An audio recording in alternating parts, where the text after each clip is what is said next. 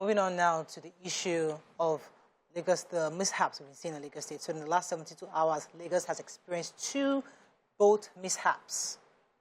As a means of transportation, residents of the state are still skeptical on adopting this despite the government's campaign that it's a safe option for Lagosians to use.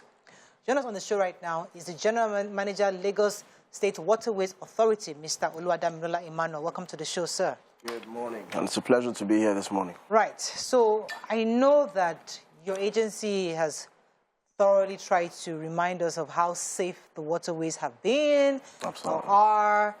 But these new, the season, the weather we're experiencing now has somewhat compounded this because many have experienced over 2 major boat mishaps and have many Lagosians who have died. What is your agency doing? Should we just pause during this rainy season and not even enter boat at all? No. Well, thank you very much. First of all, let's commiserate with those who lost loved ones and family and everybody else who's been lost on the waterways, because it's really a sad incident for us. And every time this happens, of course, it dents a negative image on water transportation as a whole.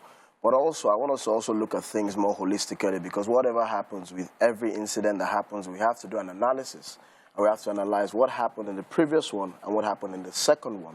And I can give a bit of a background to that. So in the first one, of the initial one, yes, we found out it was the boat captain who had some issues with the boat. And that was what happened to that boat, that the passengers then, there was a bit of a panic, and then the boat capsized, right? But then what happened was we were able to rescue 15 of them. Unfortunately, 2 lost their lives when they got on back to land. The second incident was an incident where the operator broke all the rules of the waterways. 1, night travel. 2, overloading of a boat. 3, not taking off from a recognized jetty, but just from a landing. So this was a thing of, it was caused by the decisions of people who decided to take the risk, which they shouldn't have done in the first place. But of course, you know how it is. It's caused lives to be lost. We as an agency have to respond. We have to deal with it, and we have to keep ensuring that we're managing the situation as they are. So I wanted to analyze those 2 incidents. Well, for us, we also need to look at what has been happening over the years. In the last, we know Lagos State Waterways Authority was started in 2008, and we see that that's about 14 years now. Prior to about 5 years ago, we used to have a minimum every year of 10 to 12 accidents. In the last 2 to 3 years, we've seen that number drop by half. However, we're not there yet. We still have a lot more work to do. But one of the critical things about the waterways is that you have this thing called the life jacket. It's your singular most important live wire on the waterways. Now, the 2 people who unfortunately lost their lives on that other incident, the first one I mentioned, they didn't find any life jackets on them. So what possibly could have happened, because we're not in the boat, you will not be able to tell, because the captain is now being searched for, because the state government now ensures that any reckless captain is charged to court and is sentenced to death if found guilty. Because that happened in 2020, and that captain has been sentenced to life imprisonment now, so that we don't have any kind of reckless crew members driving boats on our waterways anymore. Now, they didn't find life jackets on them, because those life jackets will stay on you no matter the tide of the water.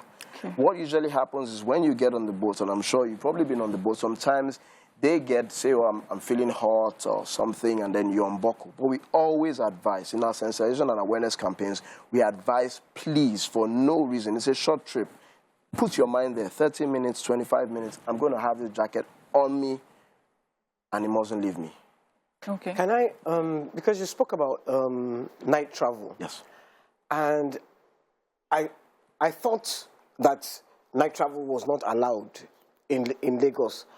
But I go to restaurants on the lagoon, and all the restaurants I see every day.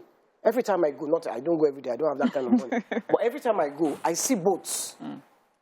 In fact, there is one particular restaurant I went to recently, and the number of boats that I saw leaving that jetty, going and carrying plenty people, and none of them were wearing life jackets, mind you. Wow. That is just it's just near that bridge. Palamo? No, you know the bridge, Lekki Coiling Bridge. The number of people I saw, and they were just coming, and they were coming, and the boat would go and it would come, night travel, and this was in the night. Yep. Nobody to apprehend them. Sorry, let me explain that. So, we ban night travel for passenger transport. However, within the 5 Cowrie Creek, which you just mentioned, which is from the Mekwen Bridge, which is the Marina Bridge, the bridge that connects Marina to VI, and to the Lekki Coiling Bridge, we allow what we call night sailing because people feel like, look, I want to be like in a Dubai. They allow you. Lights. However, you know what it is. If they have a permit, a special permit for that. Okay. So if I were to accost them, they will show me that permit and I will leave them. However, if we notice and if we get any comment that, look, these boats whom you've given this license to were not doing night sailing, no. They were speeding recklessly, then we have to come in. But they are allowed to sail, which is why you see them making noise. And it's only within that 5 Cowrie Creek. This ones are carrying passengers up and down. So that's why I said. So it's an instance of, yes, it's something that needs to be pointed out. I live along the lagoon. And what area? So I would like you to explain what an authorized jetty is, because you just talked about a landing and a jetty. Yes. The one at Ijegun satellite town. Ijegun-Egba, yes. Ijegun-Egba is a jetty. Jetty, yes, a jetty. At Abule Osun, it's not as built as that. Yes. But what's this community called? There's a community that is an island after that. Okay. And they've always, I'm trying to remember, the first chairperson of our Amodofin is from that community. Okay. And they've always, people have always used the Abule Osun to their own place. What they have there is not a jetty like what is at Ijegun. So what is the difference between what a landing is and how many of such do you have in Lagos, and how many of landings are recognized? I would like to understand if I ask. Okay, as you know, 22% of Lagos is the waterways. And when we say landing, what that pretty much means is that it's like sand, and then there's the water. So it's easy for me to walk from land just into the water, which sometimes, if you know, depending on the kind of boat you have, but you know, if it's a canoe, it will be easy for me to push it from land just onto water like that. So that's what we call a landing. Now, if it's a jetty, what a jetty simply means is that you have the platform, and then sometimes now, because what you have what we call like a floating dock, which is now what we're using to improve the infrastructure on the inland waterways. So the difference between the landing and the jetty is that the jetty has a structure which is actually built, and that's what we go to inspect and say, okay, this is certified. It can take this amount of passengers. It can take this amount of boats. You're allowed to use it. Now, unfortunately, I'll say unfortunately, but we have to deal with it, is that a lot of these places, when they were built back then, they were allowed. People built their houses by the waterways. So a lot of people now are saying, okay, I'm not living in my house anymore. This house is empty. I want to turn it into... But you have to still take those approvals. So we're having to deal with a number of, illegal landings and illegal jetties as well. We're going to quick minute. Come back, we continue. Stay with us, we'll be right back.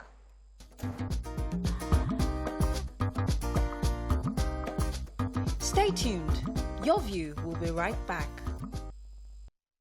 Thanks for staying with us. We're still discussing this issue of the waterways mishaps. You're going to take a question. Yes.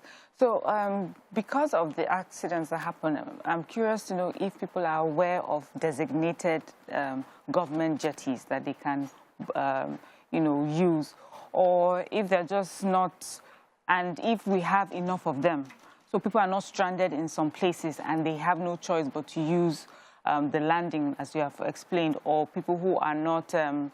who have not been licensed, to carry people across the water?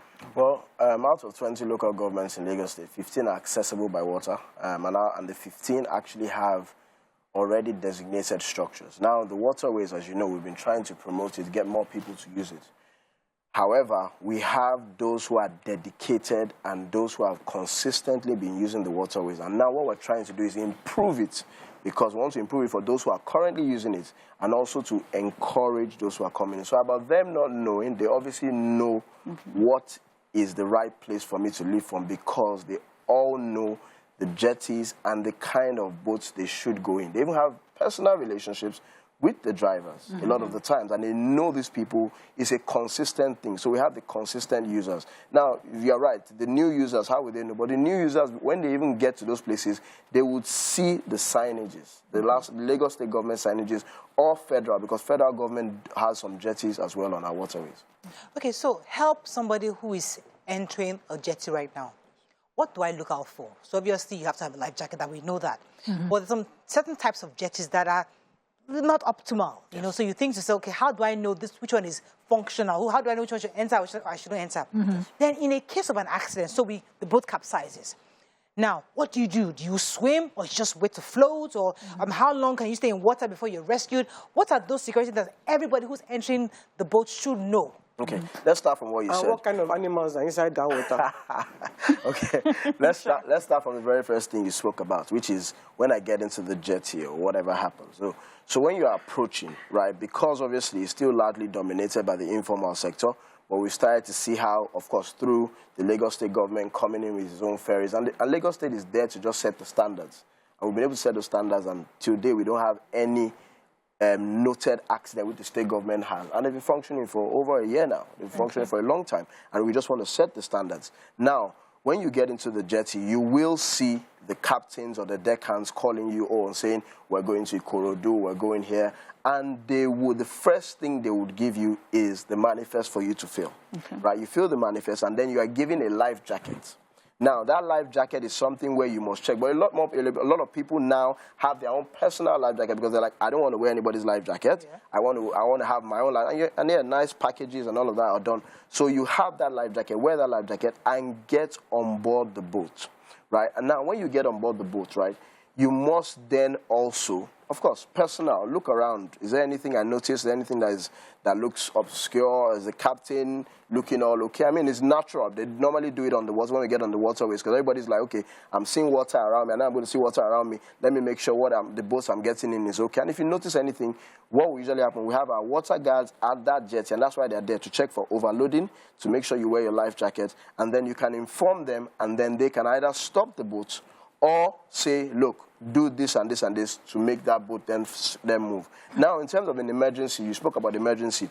You know, I spoke about the fact that the life jacket is meant to keep you safe. Now, when an emergency happens, right, what you just need to do is get yourself onto the water, because even if you can't swim, the life jacket will keep you floating. And which is why, if you notice, life jacket usually have something at their back.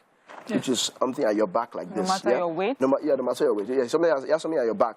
That thing, for those who obviously can't swim, it keeps their head up. Okay. In any case of any emergency. But the whole idea of it having a buoyancy is that it will keep you afloat. And the good thing about the waterways is that, yes, spoke about emergency.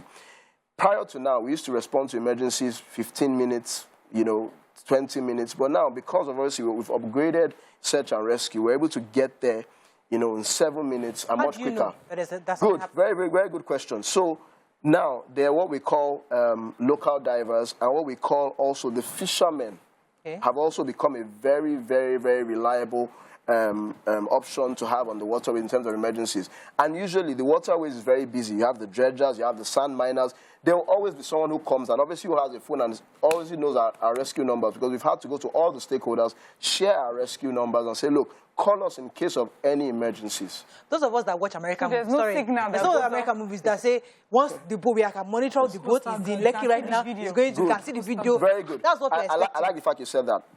We now have what we call, and this is first of its kind in West Africa, it's called a monitoring and a data controlling center. Okay. It's right there in Falomo where you came to. As I speak to you right now, I see all of those locations. Okay. Right? Now, this has never happened before, but the next phase is now to have what we call a tracker on each of those boats. Now, the reason why that is important... Illegal boats too? Yeah, we have not illegal boats. No, we can't have an illegal boat. So obviously, if you're illegal boat... The ones that go on the water illegally, the ones that... So we're telling Nigerians not to go on the legal boats. So the whole idea...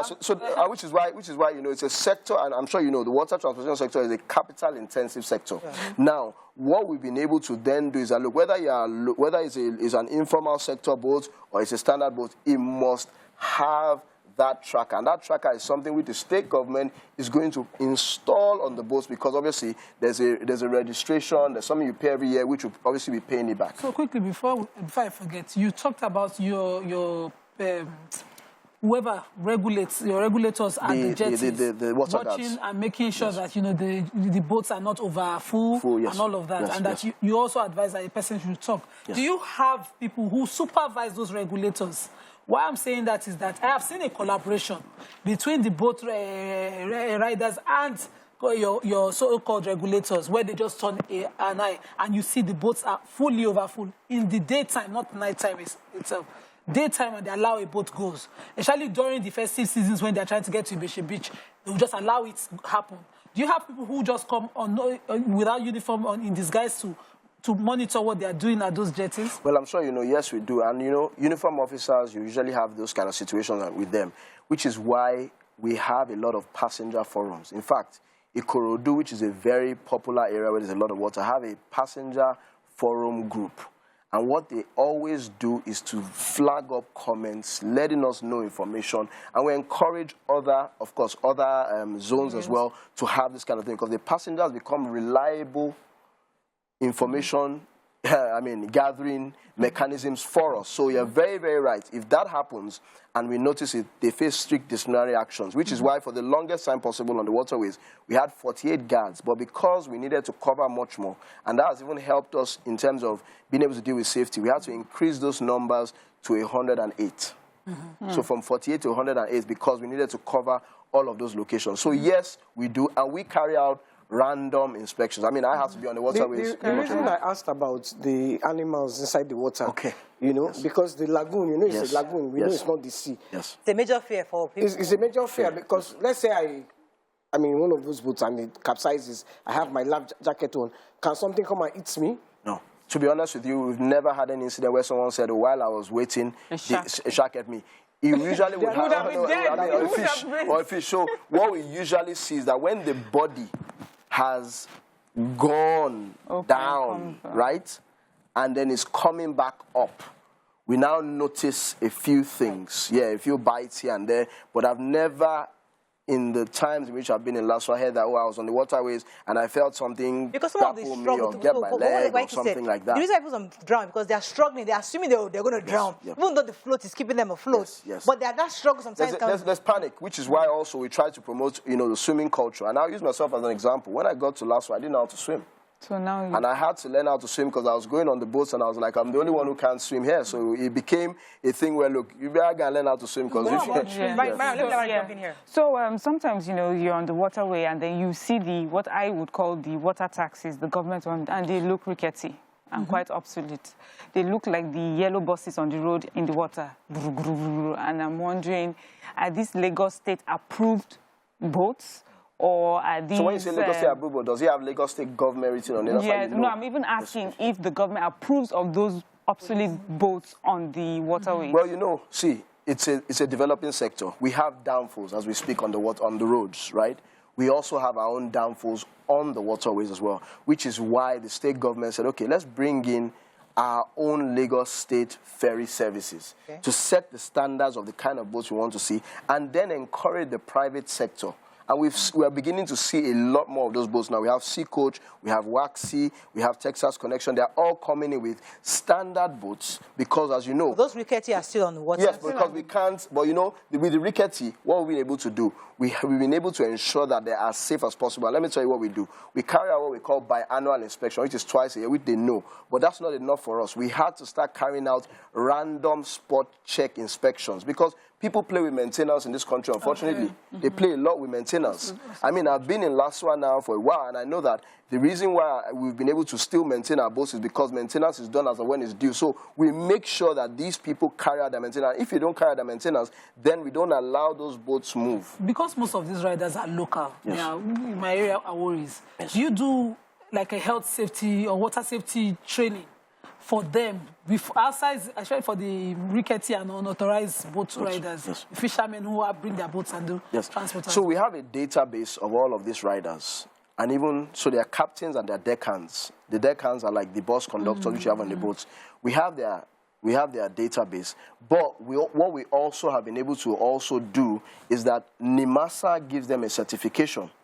However, we, on a yearly basis, with people like Yamaha, we call them together, and then we have trainings for them, awareness sessions. But you know, which is why we've gotten tough with them now and said, look, any of you who is caught reckless, you will face the full wrath of the law, because you cannot keep toying with the lives of passengers, especially when you're carrying 20, 25 passengers, and what we are seeing now on our we have to run now, but yes. you see, I need you to just reiterate the fact that, especially during this rainy season, accidents are they worse during the rainy season, number one. Number two, should people go on the boat after 7 p.m.? Can they go on boats to 7 p.m.? No, they should not. Okay. They should not. And you should calculate your time, because if your trip is 30 minutes, then you know that the last time I must leave down my jetty is 6:30. If your trip is an hour, then it's 6 o'clock. Okay. Okay. What about these routes? That's all we can take, guys. Unfortunately, that's all we can take on the show. Thank you so much, sir, for joining us. Pleasure and I will hope that no more mishaps, because honestly, it's not fair to lose any legal share on this. Absolutely. That is all we can take on the show today. See you tomorrow. Bye for now.